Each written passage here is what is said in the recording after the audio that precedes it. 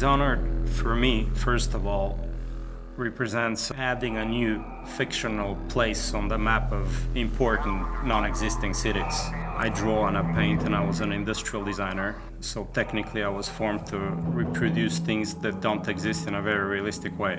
And my tools are mainly light, architecture, and composition. So science fiction cities are my specialty. Industrial designers are again formed and trained to create things that don't exist and to make them appealing. And industrial design in itself is fiction. I specialized in advanced prototypes for non-existing cars, which are absolutely dream objects. And that's why the training is very useful. And historically, people like Sid Mead, who's designed Blade Runner, was an industrial designer, and he had the attention to detail and to craftsmanship to make up a world and make it very believable. So it's a very obvious relationship between science fiction and industrial design. So in Dishonored, you play a supernatural assassin in a steampunk city called Dunwall.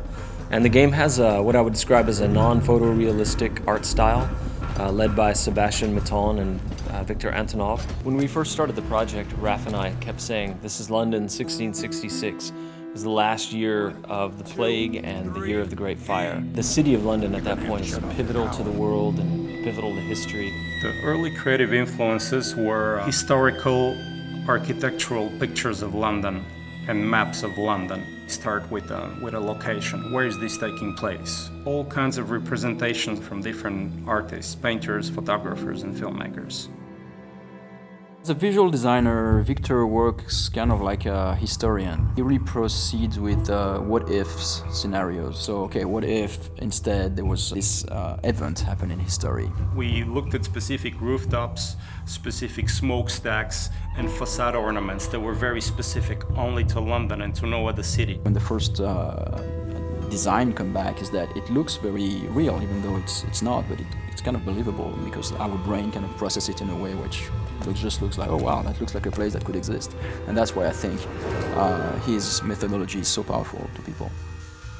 On a étudié en gros les fogs, la nuit, la pluie, les skies qui sont très bas en fait et qui pèsent sur l'expérience du joueur. C'était vraiment une approche qu'on avait de ne pas faire un jeu où il fait soleil, très beau.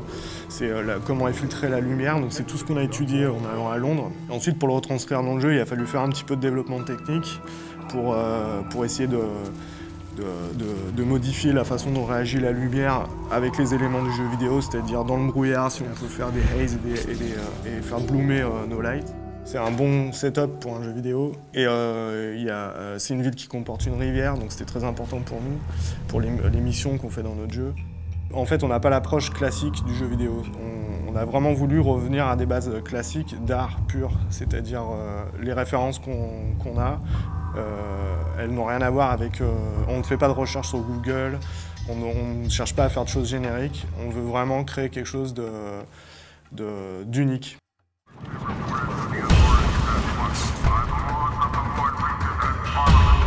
But the more we worked on the game, the more two things began to happen. As Raph and I and the team collaborated with Victor Antonov and Sebastian Mitton, we started moving the game forward and forward in time, until we eventually got to some sort of 1800s. We also moved further and further away from the real world and eventually just said, okay, this is the city of Dunwall. We were somewhere in this time period where there's a lot of technology, but there's a lot of mechanical technology going on. So we based everything on suspension, steam, and basic fuel. We wanted to bring some rock and roll into that and some modern elements. So we started adding more science fiction element, pulling it forward in time and including technologies from probably mid-19th century. So this was just one foundation, one layer. Up on this layer we built what happened to the city 30 years later, 70 years later, etc. Technology and the machines in Dishonored have again a specific narrative function. They tell the story of the ruler of the country who has a flair for industrial design and progress. So he's building bridges and buildings and fences and devices to modernize the city and to crush and oppress people as well.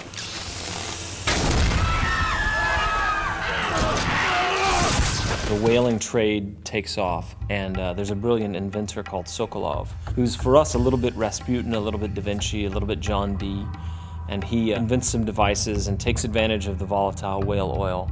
And then the oppressive government begins to use those devices against the people as a sort of security layer. The whale oil industry in Dishonored is manifested and represented through visual elements and design elements like ships and boats.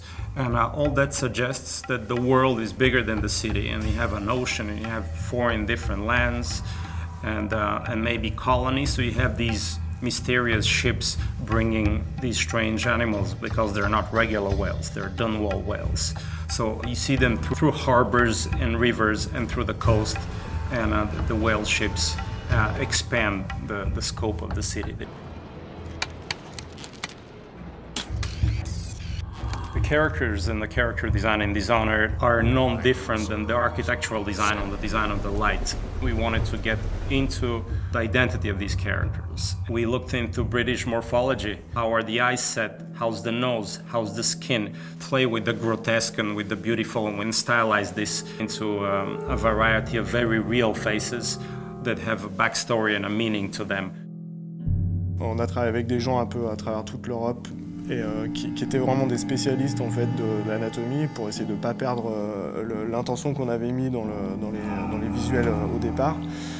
Et on a pris des gens qui étaient spécialisés par exemple dans les silhouettes et dans les vêtements, dans la découpe des plis, la façon dont travaille un jean ou un pantalon. On ne voulait pas justement que ça ressemble à des personnages de jeux vidéo avec des jambes en tube et quelques polygones pour donner de l'effet ou juste des shaders. C'est-à-dire qu'on vraiment travaille la silhouette, c'est-à-dire que nos personnages, on a une approche de loin parce que c'est un jeu de combat, donc on détecte les personnages de loin.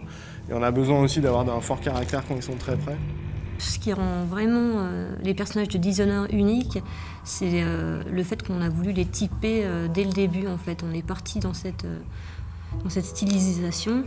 Et par exemple, au niveau des proportions, si je repense au City Guard, en fait, qui est un combattant, on n'a pas hésité à lui grossir les mains, à réduire sa boîte crânienne, pour vraiment qu'il ait le physique qui reflète ce qu'il fait dans le jeu.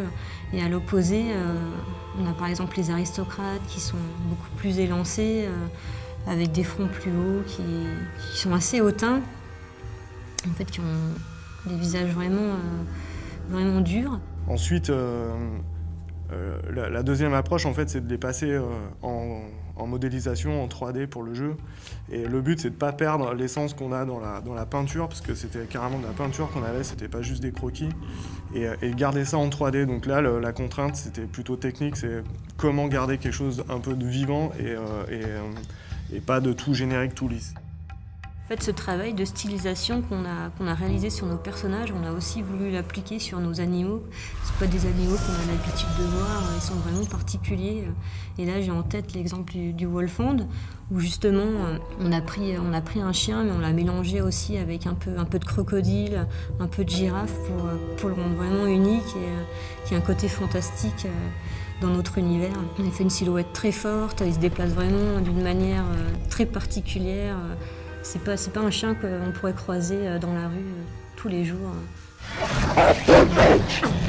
For Dishonored, we worked with Blind Light, which is a great company out in LA, who not only helped us find some really great actors to fill all the roles, but also we worked with a few key people that we picked out that you would call like celebrity talent. You know, the game is mostly an action game, but it's also got some role-playing game-based elements. For some of the characters, we had a list of people we wanted to go after. Brad Dourif plays our character Piero, who's a craftsman, artificer, natural philosopher. Damn Sokolov! He will haunt me to my grave. Chloe Grace Moretz was good enough to lend her voice to a character named Emily, who's quite important.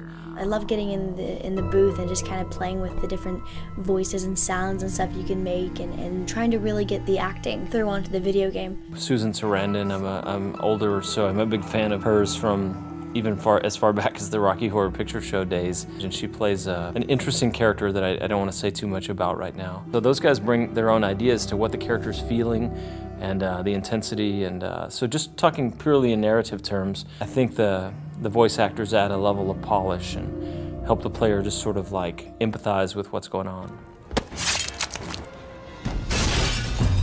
I want the Dishonored world to leave a souvenir and a memory in the player as if they had really been to this place and it moved them. And I hope it would stay in fiction as one of the places that will give people goosebumps and shivers.